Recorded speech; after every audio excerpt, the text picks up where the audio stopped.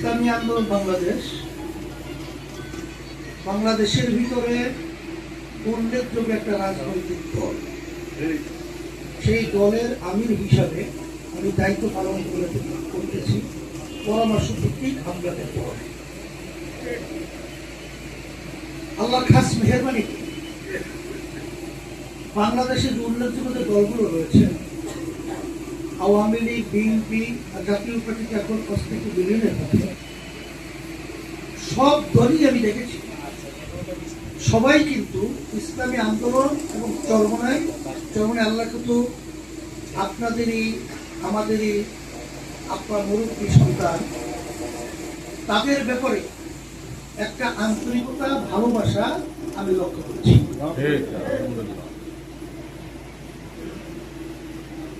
আমাকে একদিন BNP vice chairman Barkatullah ঘোষ সে আমাকে বলতেছিল, হুজুর, আমরা যখন বিভিন্ন রাজনৈতিক দলদের নেতাদেরকে আহ্বান করি তখন অনেক সময় দেখা যায় সবাই স্বতঃস্ফূর্ত, ওইভাবে আমরা সাড়া পাই না। কিন্তু আপনারা যখন নাকি আহ্বান করেন তখন নাকি সব রাজনৈতিক দলের নেতারা সব এক জায়গায় চলে আসে। সে হাসতেছে আর বলতেছে।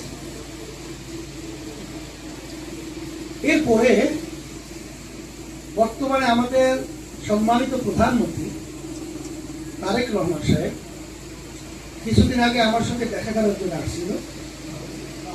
তখন আমার পাশেই আমরা দুইজনে দুই চেয়ারে বসা ছিলাম।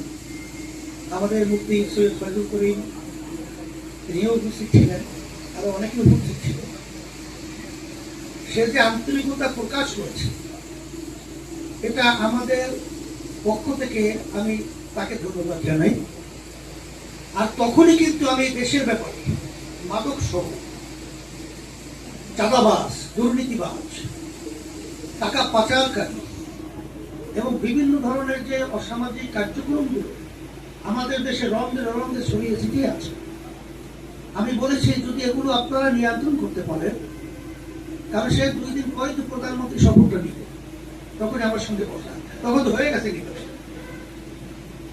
তখন সে কিন্তু আমার সাথে ওয়াদা করেছে। আর তখন আমরা বলেছিলাম যদি আপনারা এই কাজগুলো করতে পারেন তা আমাদের পূর্ণ সমর্থন আপনারা পাবেন।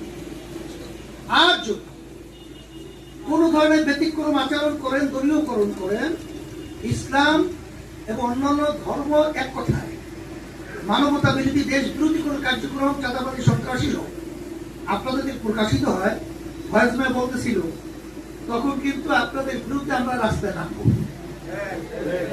তখন সে বলছিল যে হুজুর নামার আগে একটু আমাদের সাথে আগে আলোচনা কইলে নামলে ভালো হতো। এখন কথা হলো এতটুকু যে আজকে আমার দুঃখ হয়, কষ্ট লাগে। আমি বহুদিন পর্যন্ত চরমনাই ইউনিয়নের আমাদের ভবিষ্যৎ প্রজন্ম সন্তানগুলো যখন নাকি ধ্বংসের পথে চলছে, যখন বাপ মা এসে আমাদের কাছে কান্দাকাটি করে, যখন বাবা এসে আমাদেরকে বলে সন্তান আমাকে মারছে, তখন এই কথাটা শুনে আমি কিসের নেতৃত্ব দিব, আমি কিসের আমির দায়িত্ব পালন করব? যে আমি যে এলাকায় যে সন্তান আমি যেখানে জন্মগ্রহণ করেছি সেখানে পরিবেশটা এখন পর্যন্ত নিয়ন্ত্রণ হয় না, করতে পারছি না, তাহলে সারা দেশের নেতৃত্ব আমরা কিভাবে পরিচালনা? তখন আমি বিভিন্ন সময় বড় বড় অফিসার লেভেলে একেবারে, কারণ সেনাপ্রধান সহ একান্ত একক 2-1 মিলে কিন্তু আমরা বহুত আলোচনা বিভিন্ন সময় করি বা করছি। অন্যান্য যত বড় লেভেলের অফিসার আছে, বড় দলীয় যত নেতারা আছে, সবার সাথে আমাদের সাথে যত উঠা বসা হয়, অনেকের সাথে তো হয় না। আমি কিন্তু যখন তাদের কাছে বলেছিলাম তখন তারা একটা কথা আমাকে বলেছে, হুজুর আসলে আমাদেরকে আপনি বলতে পারেন ঠিক, কিন্তু মাদকটা তো আমাদের দেশে উৎপাদন হয় না, এটা কাঁটাতারের বেড়া পার হয়ে আমাদের দেশে ঢোকে। তাই কাঁটাতারের বেড়াকে যদি পাহারা দেওয়া যায়, অর্থাৎ বুঝাইতেছে সরকার যদি এই ব্যবস্থা আন্তরিকভাবে নেয়, তাহলে এই মাদক অন্তুর মধ্যে কথার কথা এটা বাংলাদেশে বন্ধ করা সম্ভব। এই কথার দ্বারা আমি বুঝেছি যে আসলে তারা ওইভাবে পদক্ষেপ নিয়ে খুব একটা সহজে সুন্দর পরিবেশ করতে পারবে কিনা সরকার যতক্ষণ পর্যন্ত আন্তরিক না হবে।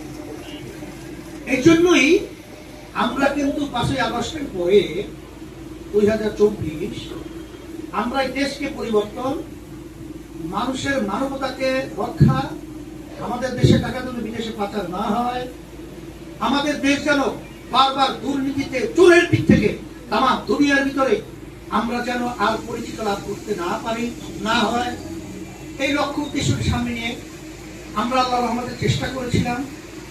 পরিবেশও হয়েছে। আল্লাহ খাস মেহেরবানিতে বিশেষ করে আমি সকলকে উদাত্ত আহ্বান জানাবো। আমি প্রশাসনের সেদিনকার আমি বাজারে আমাদের বাড়ির সামনে বসা ওসি সাহেব এবং এসি সাহেব একটা কেসে তদন্তে আসছিল, রাস্তা দিয়ে তারা যাইতেছিল গাড়িতে, তা আমাকে মনে হয় গাড়ি ফিরে দেখছে, দেখার পরে তারা নামার পরে তখন আমি বলেছিলাম যে ওসি সাহেব আমাদের ইউনিয়নের মধ্যে মাদকের একটা মহামারী আকর নাকি ধারণ করেছে এবং এটা নিয়ে অভয়ারণ্য এরকম একটা পরিবেশ নাকি চরমনাই ইউনিয়ন হয়েছে। তা বিশেষ করে আমি শুনছি যে আমাদের লোকজন এই মাদক এবং যারা নাকি অপরাধী ধরার পরে প্রশাসনের হাতে দেওয়ার পরে এক কথায় টাকার বিনিময়ে ঘুষের বিনিময় আপনারা নাকি ছেড়ে দেন। বলেছি যে তাহলে আমরা কিভাবে এই উদ্যোগ নিয়ে বাস্তবায়ন করব। এই জন্য আমি আজকে ওসি সাহেব সে যে আন্তরিক এবং আমাদের এডিসি সাহেব যে আন্তরিকতা প্রকাশ করেছে, আমি পুলিশ কমিশনারের সাথে কথা বলছি, তাকে আমি আনতাম, কিন্তু যেহেতু এই মধ্যে সে আনার চিন্তা করি নাই, কিন্তু সেও আসার ব্যাপারে আমি বললেই আসতো, কিন্তু ওইভাবে আনিনি এখন যদি। যেহেতু আমাদের ওসি সাহেবেরও মূল দায়িত্ব পালন করবে, এডি সাহেব সে যদি একটু ধাক্কা দেয় আল্লাহ রহমতে অনেকটাই বাস্তবায়ন সহজ হবে। এই জন্য এই দুজনকে আমরা আল্লাহ রহমতে এখানে নিয়ে আসছি এবং তার আন্তরিকভাবে আসছে। তার সাথে কিন্তু জুমার নামাজ পড়ছে, খানা দানার পর অনেক কথা আমি বলছি। আর এডি সাহেব অসুস্থ ছিল, সে সময় মতো আসি এখানে পড়ছে, আল্লাহ তাকে সুস্থ করে দেন। এখন কথা হলো, আমি কিছু গোপনীয় কথা বলছি যেটা মাইকে বলা যাবে না, কথাটা বুঝতে পারছি। এখন আপনারা যারা আমরা গার্জিয়ান আছি, সচেতন যারা আমরা আছি, আমরা সবাই যদি আলহামদুলিল্লাহ আন্তরিক ভাবে চিন্তাধারার ঊর্ধ্বে থেকে আমাদের সমাজকে সুন্দর করার জন্য যদি আমরা একসঙ্গে যদি আমরা উদ্যোগ গ্রহণ করি, তারা আমাদেরকে প্রশাসন পরিষ্কার ভাবে আমাদেরকে কমিটমেন্ট করেছে যে আল্লাহ রহমতে তারা পুরোপুরি ভাবে তারা বাস্তবায়নের জন্য তারা সার্বিক চেষ্টা করবে। কথা বোঝেন নাই যে যদি আমি কোন ডিউটিরত কোনো অফিসার না পাই, আমি সম্পদ পাওয়ার সঙ্গে সঙ্গে আমি নিজে আমার গাড়িকে বাদ দিয়ে প্রয়োজন হলে আমি হুন্ডা চলে আসবো। এর চেয়ে তো আন্তরিকতার কথা বেশি প্রকাশ দরকার হয়। এখন আমি কথা এতটুকুই। আজকে দেখতেছেন যে আমাদের স্টেজ সহ আমাদের এখানে সব ঘরানা, এখানে কিন্তু আমাদের সংখ্যালঘু হিন্দু দাদুরাও কিন্তু আছে, আছে না নাই? এরপরে আমাদের মুসলমানদের ভিতরে ইমাম, আলেম, এরপরে শিক্ষক, এরপরে বিশেষ করে সামাজিক যুবক এবং আমাদের বিশেষ করে আমাদের রানী সাহেবরা দেখতেছেন নাকি, সবাই দেখতেছেন এবং দেখছেন সবাই তো আসছে। এখন আমরা সবাই যদি একাকার হয়ে যদি আমরা এই অন্যায় প্রতিবাদে মাদকের বিরুদ্ধে যদি আল্লাহ রহমতে আমরা পদক্ষেপ গ্রহণ করতে পারি, আমার ধারণা আল্লাহ রহমতে কালকে আমাকে না পশুটি বলতেছিল, আমার গরমে যদি বলতেছিল হুজুর ওদের নেটওয়ার্ক খুব বড়, ওরা খুব শক্তিশালী। ওই শুনছিলাম এক মাদকের রাজা, বুঝছেন, সে বলতেছিল যে আমার যে মুরিদ আছে কখনো বন্যা বাতুল মানে চলে না, ওই সময় মতো চললেই আসে না। আমাদের জানেন তো, অনেকে জানেন এই কথা। আপনার মুরিদরা ঠিক মতো না আসলো, আমার মুরিদ ঠিক মতোই আসে। এখন মুরিদরা তো সব একাত্রিত হয় ওই মাদকের। আমি বলছি শোনেন, মাসের ভিতরে 29 দিন সোলাগু আর একদিন গৃহস্থ এদের কেড়ে শব্দের সঙ্গে 17 কম্পনের মাধ্যমে বাতাসের মধ্যে তুলে উড়ে